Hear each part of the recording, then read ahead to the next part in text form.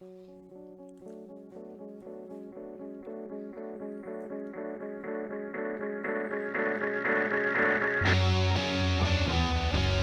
guys, you're listening to SoundBytes with Bill, Chris, and Jen, covering everything from the Jersey music scene.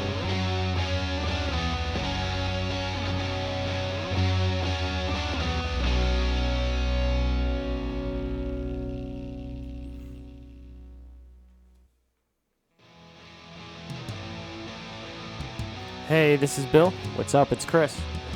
If I fits, I sits. This is Jen. So we have a great episode to put on for you guys tonight. This is episode 9, part 2. That's right, man. We got a lot going on this episode too. We got we have an interview with Matchaponix right. that Jen spoke to, Yep. and we also have an over-the-phone interview with Jerry Ryan that we can't wait to get into as well a little bit later. So hope you guys enjoy. Enjoy. Bye.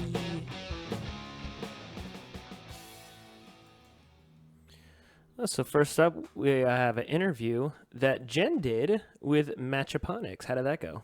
Yeah, I said things and they said things back, which was really cool. We got a lot of information from them. So we're going to do some like role playing here, and Billy's going to ask me the questions and I'm going to read you back what they sent to me. So the first question you asked them was, would you mind giving me a little history about Matchaponix and how did it begin? And their response was that Rob, John, and Einar were friends from the Matchaponix High School, and they played in different bands together. And then Keeley had moved to Jersey from New York, and they found a band on Craigslist. And he found the band on Craigslist in 2014, which they do not advise doing. Don't do that. There were a few iterations of Matchaponix before they settled on to this gruesome foursome, what they call it, in 2016. So how many albums do you have, and what song would you say is the best one you wrote so far? They have 2 EPs, but they're talking about recording something new soon.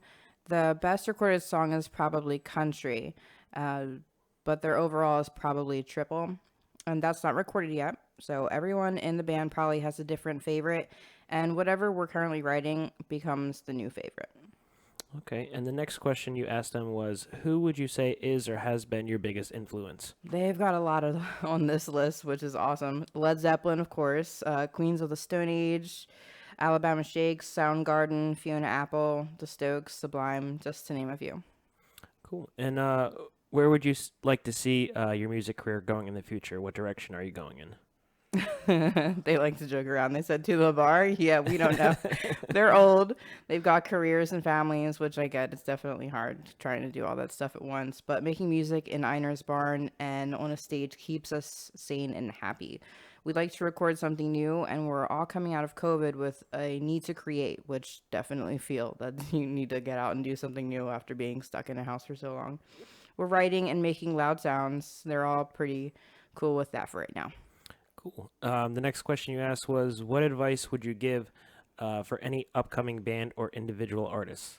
And I love this answer because it totally goes with what we have upcoming. They say, stick with Jerry Ryan with a big fat heart. That's awesome, man. He's the man. Where can our listeners connect with you guys online? They got Facebook, a Bandcamp, and I'm sure other things like maybe an Instagram or Spotify, which if not, then they should totally get one.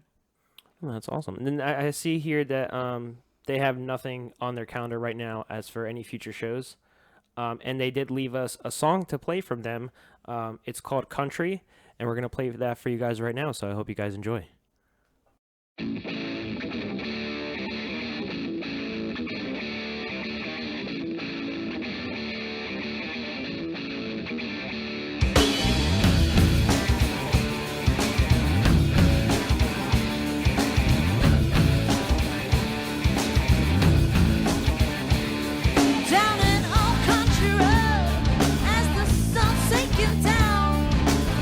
To get quicker to camp, we travel through this big town.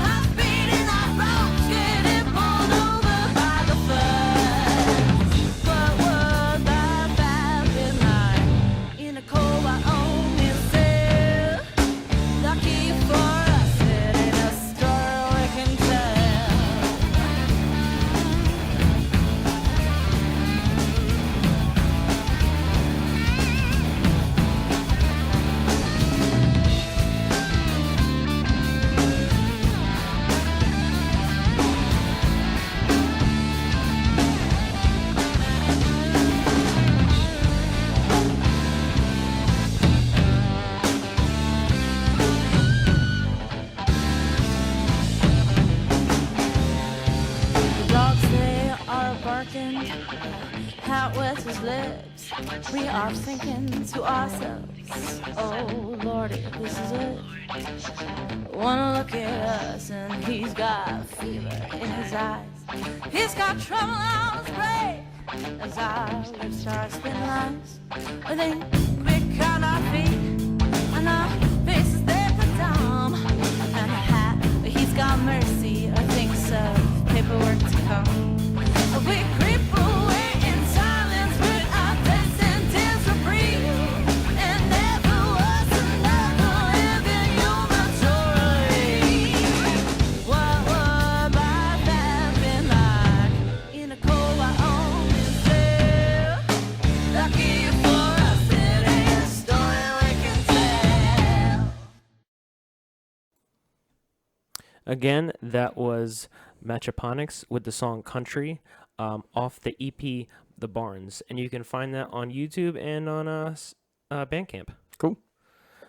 So we have a special over-the-phone interview That we do. with Jerry Ryan himself. I love that guy, man. He is freaking awesome, man. He's a great friend. He's a great promoter. Freaking awesome. I can't wait for you guys to hear, so I hope you guys enjoy. Enjoy. Hey, Jerry. Yeah. What's up, man? What's up, Jerry? You alright? Who's that, Chris? Yeah, it's Chris. What's up? What's up, brother? How you doing? How you doing?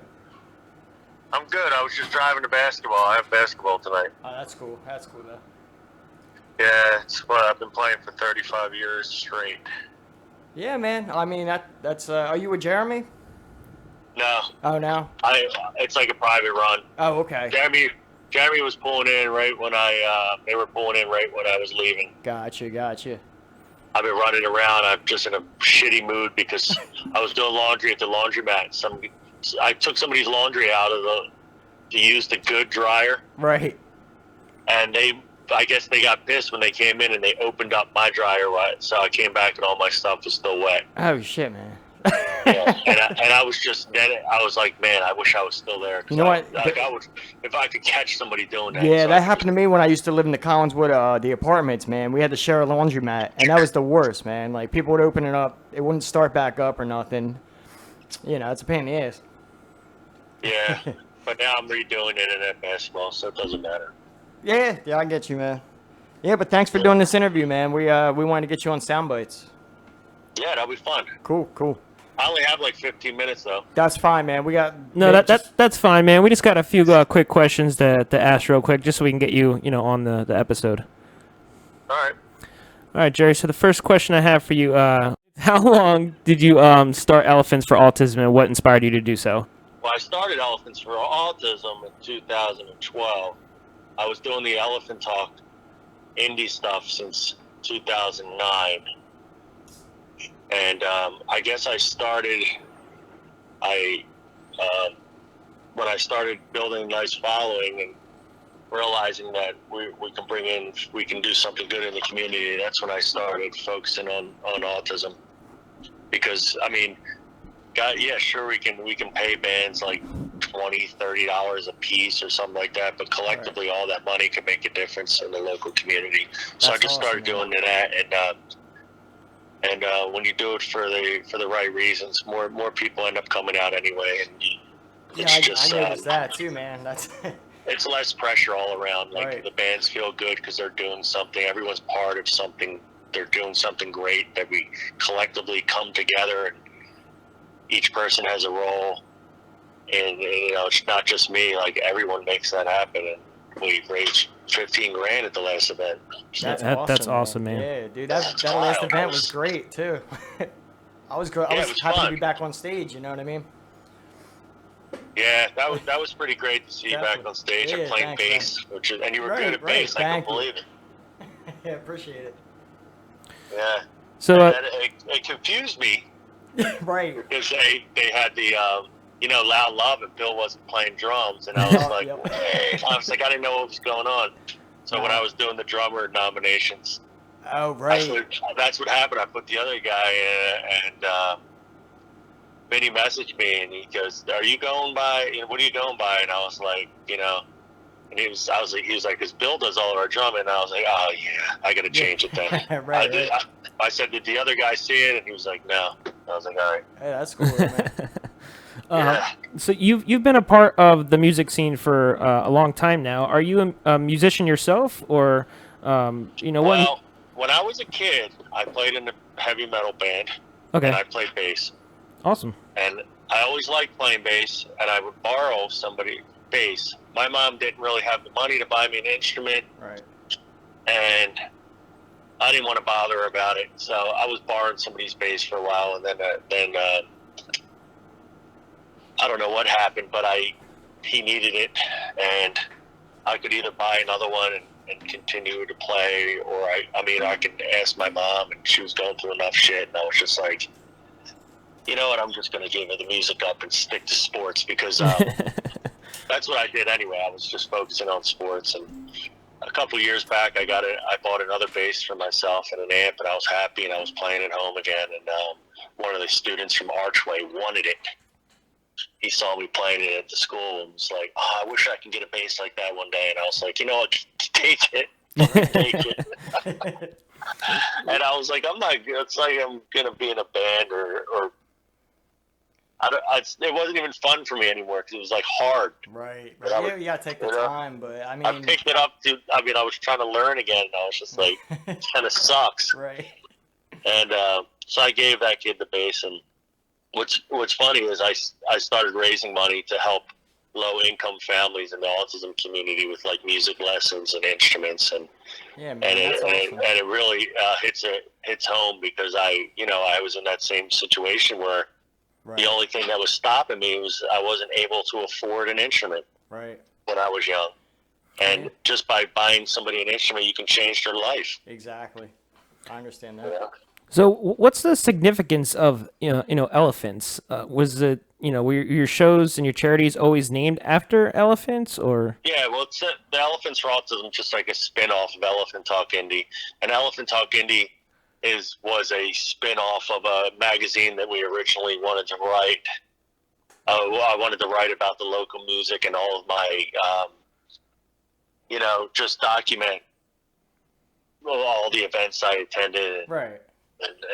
And go down the rabbit hole a little with indie music, and I wanted to do something called Elephant, and then I was collaborating with this kid Alex Durante, who was a King Crimson fan. He wanted to name it Elephant Talk Blue was a better name, so I was like, yeah, let's do it. And then I realized that we needed something more hands-on in the local scene because just tired of driving to Philly and New York and all these places to see great bands. So I decided just like, what the hell, I'll bring it all to me. And leading up to that, from like 2005 to like 2009, I was going to a lot of shows, hanging out with a lot of bands. So when I booked that first festival in 2010, I had 85 bands and no locals. Oh, wow. And they were all Damn. bands that I've met during the previous years that I just reached out to them. It's like, hey, I have this idea, and I pitched them the idea, and everyone decided to play. That's awesome, man. That's great. So that's how it started, because they all kind of believed in what I was doing. Right.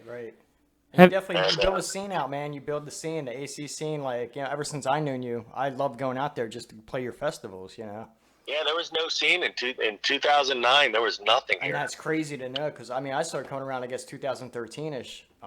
Yeah. So it was getting big around then. So But that's the best part about the music scene is that like all the different connections and the different bridges and to the different communities and genres all coming together. Yeah, you have a big variety of that. So.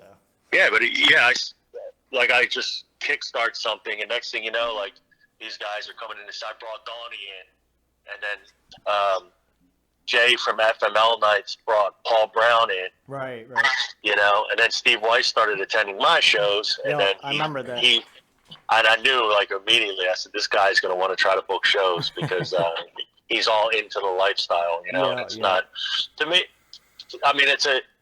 it's an easy thing to fall in love with the scene and all that. And then at first, and then after a while, you just realize, like, for me, it's just always been about the music, and I don't really care about the ego stuff that's attached to it anymore. And you always had the charity events and stuff, man, which are always That's all great. I do is charity. Yeah, that's all I focus on, and I just want to help people. If I didn't have that aspect, then I wouldn't even be booking shows because it's it's a lot of work, and I have to know that I'm doing something to better the world. Right. You know. I understand. What inspired you to do an award-centric show, and a presentation for like local artists? Well, I wasn't sure at first that I was going to even do that, but and then I thought, what the hell? Like, there's nothing wrong with like celebrating the local community. Right. All it is, it's not about like the only people that really complain about the contests are the people that lose. I don't really, the people that win are never really. They never say anything. They love winning. Right now, it's awesome. Hey, I was just grateful to be nominated, man. That was just cool in itself. Just to be thought of was awesome. It's tough in those individual categories. Yeah. People tell me all the time. I have friends with them for years. Like, I'm trying to get. I never won the guitar award, and I was like, yeah, you know how many guitar players we're talking about? A lot, in every different genre too. Yeah, it's just thousands of players. Right, and it's cool that you do that. Not just the people that play my shows. It's the people from everyone's shows that I. Well, right, you had Out of the Beard Space and stuff. You know what I mean? And they got their guys stuff going. They're great though. Great musicians. Yeah, and it's when it comes down to it, it's all like apples and oranges anyway. Like we try to get it right, but we try to recognize as many great players as we can through the semifinals, the finals. Yep. And it just so happens some people win, but if I have a book and it just has everyone's name, like I remember everything about everyone's sets. Right. I think I originally even had Chris on there as for bass. Nice. That was crazy to me. Right.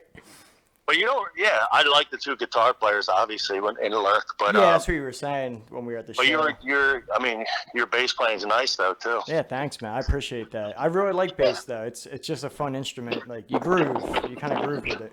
But I kind of like that. The opening stuff, like he had like a more like progressive sound. Yeah, right. Yeah, I kind of like that, like the instrumental stuff you were doing at first. Cool, man. And the girl was good too. Yeah, thank you. That's what we're working on. She'll open up a little later and become better. Exactly. She just seems a little shy. That's all. That's exactly what it is, man. Yeah, I think she got stage fright.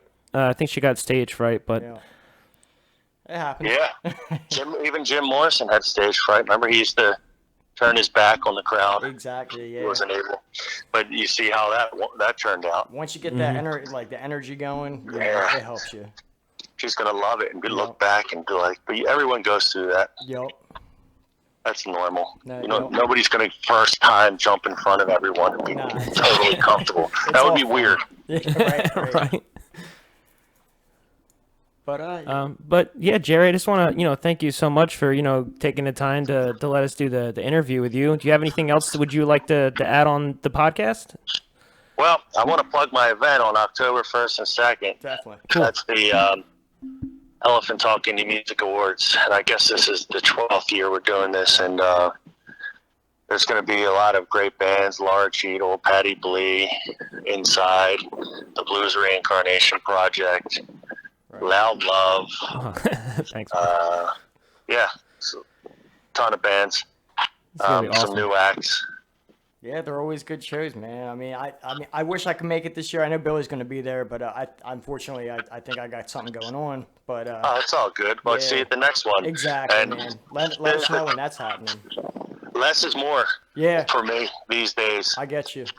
When you do more, like and Steve Weiss went through the same situation before, and I tried to tell him about this, and he ended up having like a heart attack. But yeah.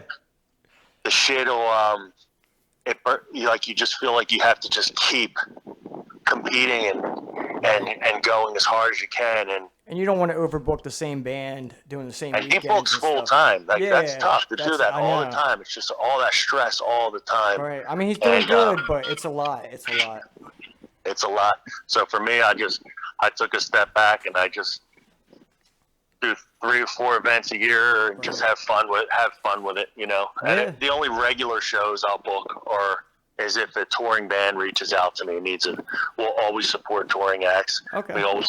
we pay touring acts no matter what, whether it's a benefit or not. If you're touring through, we're going to make sure that you can get to the next stop.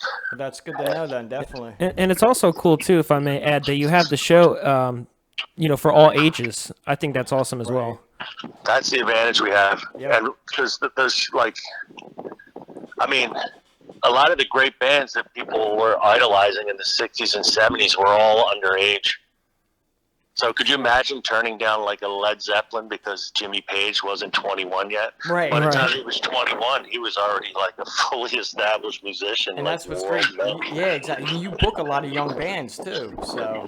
Yeah, I mean, because it's- all these bars, they just want people to drink and spend money. Right. So they just constantly take from the scene. Yep. Mm-hmm. And what they don't realize is, or maybe they do, but they don't care, is that all these kids that are 16 or 17 will eventually be 21, Yep. and they'll be drinking at your bar because you're the one who gave them that first opportunity, Exactly. Right?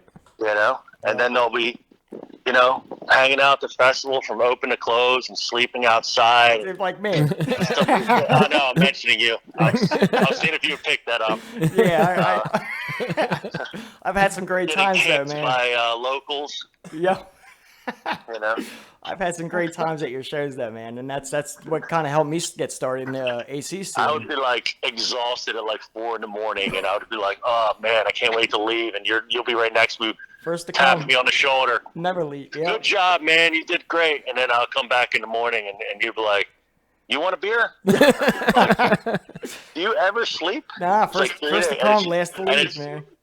Yeah, you and Brian. I'm Yep. like, they're vampires, Yeah, I loved it. but they can be in the daytime and they probably sparkle. That's that type of vamp. But Right. you never sleep. Nah, man, we had some fun though. It was all about playing music and being supporting every other band too. It wasn't just all about Oh us. God, like- you guys understood that, and Yeah. I love that about you. Thank you. You would always watch every band. Yep, and that's what it's about. That's what we're trying to get other people to realize. Like, you can go out and play shows, but also make a little scene. Like, enjoy I don't everybody even else. get to watch all the bands because I'm running in and Yeah, out. you're doing everywhere, stuff. but you're booking. I mean, you got a lot to worry about. Yeah, but I record a lot of stuff, and then I Good. end up watching it later. Right. Well, that's good then. So But yeah, Yeah. man. I guess we'll let you go though, and thank you for the interview, man. Yeah, definitely. Thank you, man. yeah, thank you, serious. Tag me in any posts, and We will. Yep. I'll share it around, and I'll tag other people as well. Cool. I appreciate you All right, guys. Jerry, man. No thank problem, you so Jerry. much. Thank you so much. You How have the about award that show. poster? Shout out to Vinny. Yeah, Bill was just Vinny. showing- I like it. He's the man. That's awesome. I bother him about 50 times a day. And he's great. so cool about everything. Yeah. He's a good dude. man. He's the one doing all the promotion for the next festival, like all that. The award winners on the graphics. That's all him. Yep. That flyer. I shot him an idea for like a reversible poster, Oh, and then nice. he took that and he went above and beyond and came up with that awesome poster. Yeah, And I like it.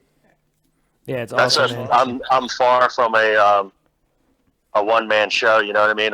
There's all these type of people like Vinny and Colleen Sumner from Sprouting Connections and Right. all the bands that play my shows, and they're the ones that collectively we make it happen. That's awesome. Though. Yeah, I just that's awesome. sometimes people give me credit for a lot of stuff, and You're the man behind the scenes sometimes, though, man. Yeah, Like, man, you're the host. there. You're the host. I just Give wanna your- share it with give- everyone. exactly. because Give I yourself couldn't some do it credit. without these people. Right. But you do a lot, man. So we all appreciate that. And I'll see you. Let me know if you want to play in December because I have a show definitely. at the Fire in Philly. Oh, okay. Cool. Yeah, it's gonna be my birthday party, and Cool. I'm from Philly, Right. so originally, so it'll be great. Okay. That's awesome, man. Definitely, Yeah, I have definitely 2 keep in spots touch open. and I'm stuff. trying to get Tygos to the runners for one of the Oh, spots. nice. Yeah. They've We'll always see. been around. Yeah, I get you. I'll tag him in this post. Right, yeah, when they tag 'em. drop this. They'll hear it. I need you to play. Right. He lives right next to the Fire now. All right, I'm gonna go play some b-ball. I gotta warm up my shot a little. All right, All brother. right, Jerry. You have a good night. I'll talk to you. All right, Yeah, later, man. thanks. Thank you. See ya. Bye.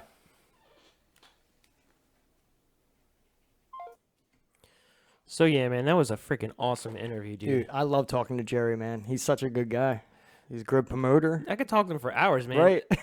I'm talking for hours. He knows stories with me too. He's bringing up some of the stuff in the past, but it's always good to be out there. I always enjoyed every one of his shows. Dude, I remember when we got done playing the Lurk show. Right. When we played Indie Talk. Yep. I was packing up the car with my gear, and he came up to me and he was like, "Dude, you kicked ass on those drums." Right, I was like, "Dude, thanks." And man. he notices you. That's the thing. And when he was telling me, he's like, "Yo, this is like first time I see you play bass." He's like, "I didn't realize you were a good bass player." But it's like that's just awesome for him to recognize musicians, the award shows and all that. I also supported the charity too. I bought the elephant shirt. Right. The blue one Yep. that they had up I there. got one. Yep. Dude, That's what I mean. He cares. Like he's got. I love how Loud Love and Lurk was put together too. Dude, right on the shirt, right on the Yep. shirt. I turned around. I was like, oh Yeah, man, he Loud did it Love right. and Lurk are right next to each Yep. other. I don't know if that was intentional or not, but it turned out. Yeah, I love the shirts though. That was awesome. Yeah, man. And then check out October 1st and 2nd. That's Yep. the Elephant Indie Talk. That's the award show. On the second Saturday, Right. Loud Love and myself will Yep. be playing on that day. But there is still open slots for anybody Yeah, who's he's- interested in he's looking. jumping on that bill. And I saw that there were still some slots available. So Yep. if you guys are interested, anyone listening, definitely hop on. Talk I to know Jerry. Jerry will love that. Yep. Also, besides that show, I will be playing in Artemis, PA, this Friday, September 10th, with Right. Loud Love. We'll be playing the main stage, opening up for the Voodoo Glow Skulls, which is cool. We'll be playing with Working Class Stiffs again, Public Serpents, Stolen Wheelchair. It'll be a great time. That is awesome, man. If you can make it out, it's almost a 4-hour drive. If you Hey. can make it out, or if you're in the area, definitely come on out. We'll be there. That'd be cool, though. I'm so glad you guys are you're getting around, though. You guys are basically almost a show every weekend. That's great to see. So I just want to give a quick shout out to Matchaponix. Thank you so much for letting us send you the interview questions, and you send them back to us with your answers, and sending us a song, to feature from you guys. It's really Thank you. awesome. I loved it. Yep. And also thank you guys again for handing me and my mom a copy of your EP Awesome. at the show during the Elephant. So that was very That's grateful awesome, for that. guys. Yeah. And Joey Ryan, thank you again so much, man. Love you, man. You great dude, man. Great Yeah, dude. I hope to see the shows in the future. You said you got something up in December, so I'm gonna try to keep my schedule open. Maybe Lurk can get up in there and Loud Yeah, Love. that'd I would be love awesome. I would love to always play. That'd with be Loud great Love. to play another Lurk show Right. before the end of the year. Definitely. I'm Um, trying to. So yeah, thank you guys so much. Stick around for the next episode. That'll be episode 10. 10. Episode 10. 10. We Can't got wait. the 10. Can't wait. So, I'm Bill. I'm Chris. See you guys on the next episode. Peace.